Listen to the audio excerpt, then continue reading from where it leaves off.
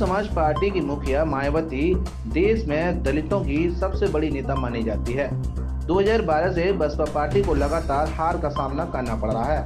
Party को मजबूत करने और कार्यकर्ताओं में जोश भरने के लिए समय समय पर कैडर मीटिंग कर संगठन में फेरबदल किए जाते रहे हैं। फिलहाल बसपा पार्टी के 10 सांसद हैं। विधायक की गिनती में बसपा 0 पर खड़ी है। आगामी लोकसभा चुनाव से पहले बसपा मुखिया मायावती ने अपना उत्तराधिकारी आकाश आनंद की घोषणा कर हलचल पैदा कर दी है। कुछ लोग बसपा मुखिया पर परिवारवाद को बढ़ावा देने का आरोप लगा रहे हैं, तो कुछ लोग मायावती के इस निर्णय का स्वागत कर रहे हैं। रविवार को लखनऊ में हुई इंडिया लेवल की कार्यकर्ता मीटिंग में बसपा मुखिया मायावती ने बहुत सोच समझकर अपने भतीजे आकाश आनंद को अपना उत्तराधिकारी घोषित कर दिया है। मायावती का मानना है कि कई लोगों को पार्टी को मजबूत करने की जिम्मेदारी दी गई, लेकिन लोग लालच के चलते पार्टी छोड़कर भाग खड़े हुए और बसपा मुखिया एवं पार्टी को धोखा देने का काम किया। बसपा को एक नई युवा सोच की जरूरत को देखते हुए आकाश आनंद को बसपा का उत्तराधिकारी बनाया गया है।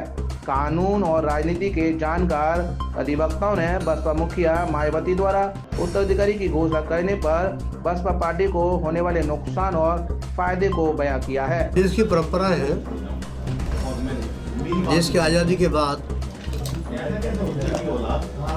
जितनी पॉलिटिकल पार्टियां आई हैं, करीब 90% सभी लोगों ने अपने परिवार के लोगों को उसमें जोड़ा है। राज परिवार के लोग भी आज तक अपने आप को राजनीति से अलग नहीं कर पा रहे हैं। जब उनकी रियासतें छीनी गई थी तब भी वो उनका झुकाव सपा की तरफ हो गया था, और जो पार्टी थी उसमें राजे महाराजाओं को भी सरकार पार्टी जब साथ ले लिया था।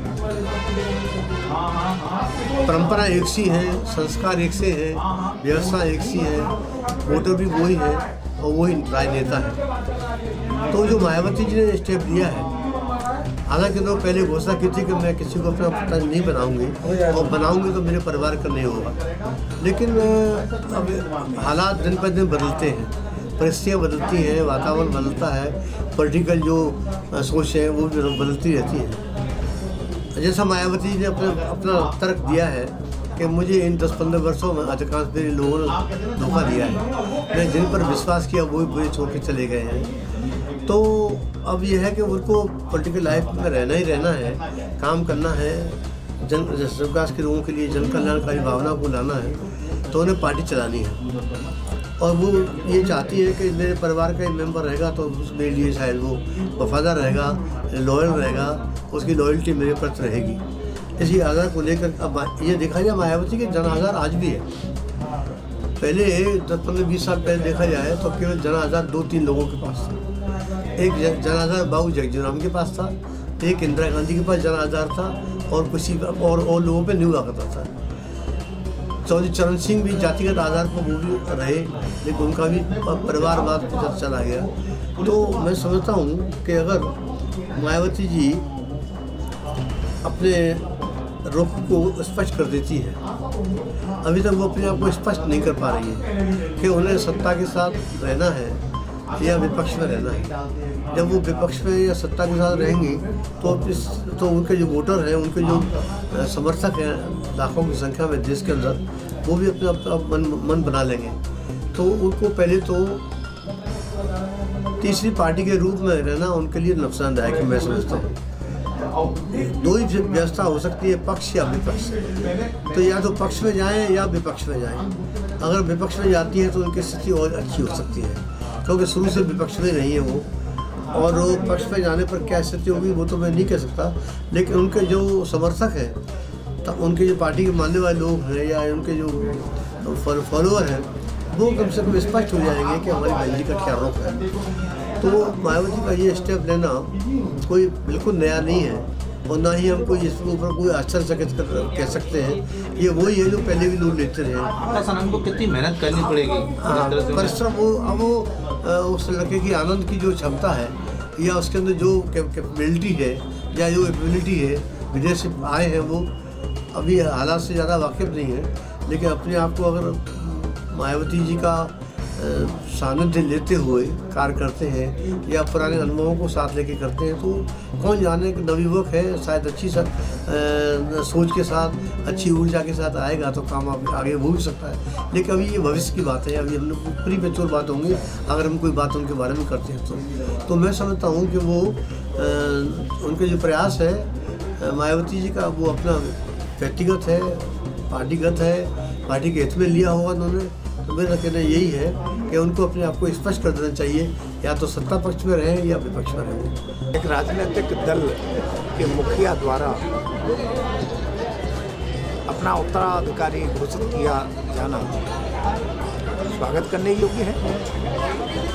उत्तराधिकार से हम संबंध क्या, इस पर विरोध किस बात का? भाई राजनीतिक दल, अगर हम बात करें एक राजनीतिक व्यक्ति की, हर राजनीतिक व्यक्ति का कोई ना कोई उत्तराधिकारी होता है। आज मैं चुनाव लड़ रहा हूँ, मेरे चुनाव लड़ने के बाद में मैं जिससे सपोर्ट करके जो है चुनाव जिताना चाहता हूँ वो मेरा उत्तराधिकारी है, तो इसमें कौन सी बड़ी बात है। रही बात बसपा सुप्रीमो द्वारा उत्तराधिकारी घोषित किया जाना, आप राजनीतिक दलों में देखें, कांग्रेस पार्टी ने अपने उत्तराधिकारी घोषित किए। आपके जवाहरलाल नेहरू, इंदिरा गांधी, आपके इंदिरा गांधी के राजीव गांधी, राजीव गांधी के राहुल गांधी, तो क्रम चला आ रहा है। भारतीय जनता पार्टी की बात करें, जो सबसे बड़े पहले ये कहते हैं कि भाई हमारी पार्टी ऐसी है जो वंशवाद को बढ़ावा नहीं देती। मैं समझता हूँ पूर्व भारतीय जनता पार्टी के राष्ट्रीय अध्यक्ष और वर्तमान में रक्षा मंत्री जी, उनके पुत्र को ले लीजिए, वो राजनीति में है। आप बात कीजिए कल्याण सिंह जी की, कल्याण सिंह जी की तीसरी पीढ़ी राजनीति में है। सपा की बात आप करें, मुलायम सिंह जी ने अपने जीते जी अपने पुत्र अखिलेश यादव को, वो फंडे कोई से भी रहे हों, लेकिन अपने राजनीति में उन्हें स्थापित किया। कहीं कभी उनका कोई विरोध ये नहीं आया कि मैं अपने बेटे को राजनीति में स्थापित करना नहीं चाहता। आपके राष्ट्रीय लोकदल में चौधरी चरण सिंह जी के बाद में आपके चौधरी अजीत सिंह जी आए, अजीत सिंह जी के बाद में जयंत चौधरी आए। भाई अगर राजनीति में अगर बसपा सुप्रीमो द्वारा अपना उत्तराधिकारी घोषित अगर कर दिया जाना, ये कोई वो नहीं है, कोई व्यक्ति अगर इसके अगर विरोध करता है तो वो राजनीतिक द्वेष भावना से पीड़ित व्यक्ति कहा जाएगा। चूंकि हमारे यहाँ वंश प्रथा के हैं या राजनीति की बात अगर करें, पहले अपने आप को सुधारें। जो भी राजनीतिक दल इसका अगर विरोध अगर करता है, वो अपनी पार्टी लाइन पर पहले ये देखे, मेरी पार्टी में मेरे जो नेता हैं, उन नेताओं की कोई अगली पीढ़ी राजनीति में तो नहीं है। पहले अपने को सुधारें, तब फिर दूसरे पर कार्य करें। कितना फायदेमंद होगा ये निर्णय बसपा के लिए, क्योंकि युवा है आकाश आनंद, महज 25-30 साल का। पहला तो मेरा मानना यह है, जब कोई राजनीतिक दल का कोई जो संस्थापक होता है, उसके इर्द गिर्द पूरी राजनीतिक पार्टी जो है खड़ी रहती है। अगर किसी तरीके से जब असमय उसकी मृत्यु होती है, तो उसकी मृत्यु पश्चात चाहे परिवार हो और चाहे राजनीतिक दल हो, उसमें विघटन की स्थिति पैदा होती है। अगर पिता अपने जीते जी अपने अगर पुत्र को अगर दायित्व अगर दे देता है कि मेरे मरने के बाद में घर का मुखिया अगर ये अगर रहेगा, तो एक तो विघटन नहीं होगा, ये सबसे पहला। दूसरी जो आप कहना चाह रहे हैं कि इसका लाभ इसका युवा चेहरा है, आगे बढ़ चढ़ करके कार्य अगर करेंगे, अभी सीखना है उन्हें, तो अभी उनके रहते हुए जितना ये सीख लेंगे, जितना तेजी से आगे युवाओं को जोड़ लेंगे, क्योंकि किसी भी राजनीति को पलटने के लिए युवा और छात्रों की जरूरत सबसे पहले होती है। और जिस राजनीतिक दल का अध्यक्ष युवा होगा, निश्चित रूप से एक क्रांति आएगी। बहन जी ने श्री आकाश आनंद जी को जो अपना उत्तराधिकारी घोषित किया है, वो उनका निर्णय सही है। और अनुसूचित जाति, जनजाति, पिछड़े वर्ग को ध्यान में रखते हुए उन्होंने जो निर्णय किया है वो बहुत अच्छा निर्णय है। और मेरी सोच ये है कि आकाश आनंद जी के नेतृत्व में पार्टी बढ़ेगी और गठबंधन कायम होगा, केंद्र में सरकार बनाएंगे और प्रदेश में भी ये लोग सरकार बनाएंगे। वंशवाद के एक आरोप लग रहा है मायावती पर। हम देखते हैं कि तमाम पार्टियां ऐसी हैं जिनके बच्चे सारे विधायक हैं, सांसद हैं, और कुछ नेताओं ने तो अपने बच्चों को ही उत्तराधिकारी बनाया। वंशवाद का आरोप निराधार है, क्योंकि और पार्टियों में भी ऐसी परंपरा है कि उन्होंने अपने परिवार के लोगों को महत्वपूर्ण पद दिए हैं, सांसद बनाया है, मिनिस्टर बनाया है, मुख्यमंत्री बनाया है। इसलिए बहन जी पे ये आरोप लगाना गलत है। अभी राजनीतिक परिवेश जो भारत में है, अगर इस पर विचार किया जाए, संविधान बचाने के लिए जो प्रयास किया जा रहा है, राजनीतिक परिवेश को देखते हुए कहा जाए तो ये कहना चाहिए कि बहन जी को उत्तराधिकारी न घोषित कर एक बिंदु इस पर आना चाहिए कि हमारी बहुजन समाज पार्टी किस प्रकार आगे बढ़े। एक उत्तराधिकारी बनाए जाने से एक समस्या आएगी, जो पदाधिकारी हमारे बहुजन समाज पार्टी से जुड़े हुए लोग हैं, कहीं न कहीं उनके अंदर असुरक्षा की भावना पैदा होगी। ज़रूरत है कि हमें बहुजन समाज पार्टी को एक किया जाए। जितने भी कद्दावर नेता हैं, जो अच्छे लोग हैं, जो बहुजन मिशन को, माननीय काशीराम साहब के मिशन को, बाबा साहब के मिशन को जो आगे ले जाना चाहते हैं, उन्हें एकजुट करके एक माला के, एक मोती जो माला होती है, उस माला में पिरो करके हम किस तरह से राजनीतिक सत्ता में अपनी भागीदारी निभा सकें, इस बिंदु पर चर्चा होनी चाहिए। लेकिन बहन जी ने जिस प्रकार अपना उत्तराधिकारी घोषित किया है, इस पर जगह जगह अलग अलग प्रतिक्रियाएं आ रही हैं। देखते हैं आने वाले समय में इस पर क्या चर्चा होगी और कितना हमारा दायित्व निकलता है और कितना आनंद जी हमारी जो है जिम्मेदारी को निभाएंगे।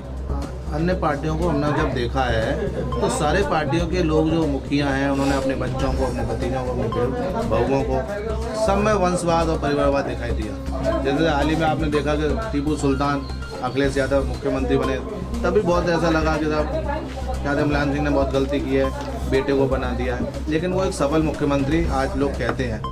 देखिए, आप सही कह रहे हैं। बहुजन समाज पार्टी कब तक ऐसी पार्टी थी जिसके अंदर सर्व समाज के लोग, हर जाति वर्ग का लोग इससे जुड़ा हुआ था। ये किसी वंशवाद से नहीं, एक मिशन से, जैसे काशीराम साहब जिन्होंने इस मिशन बहुजन समाज पार्टी को यहाँ तक पहुँचा है, इस मिशन को हमें जैसे राजनीतिक सत्ता में पहुँचाया, तो उसका बहुत योगदान है। उत्तराधिकारी आनंद जी को बना दिया गया है, अलग बात है, लेकिन जिस तरह से मिशन है तो ये किसी एक व्यक्ति से जुड़ी ही पार्टी नहीं है, सर्व समाज की और सर्वदलीय लोगों की पार्टी। आकाश आनंद जी को क्या राय देना चाहेंगे? उत्तराधिकारी तो घोषित हो गए। हम श्री आकाश आनंद जी को बहुत बहुत शुभकामनाएं देते हैं और उनसे विनती करते हैं कि जिस तरह से बहन जी ने, माननीय काशीराम साहब ने मेहनत करके बहुजन समाज पार्टी को यहाँ जिसे उच्च स्तर तक लेकर के प्रदेश में आए हैं, उसे पूरे भारतवर्ष में उसको फैलाएं और बहुजन समाज पार्टी को एक ऐसी ऊंचाई दें कि लोगों तक पहुँचे बहुजन समाज पार्टी।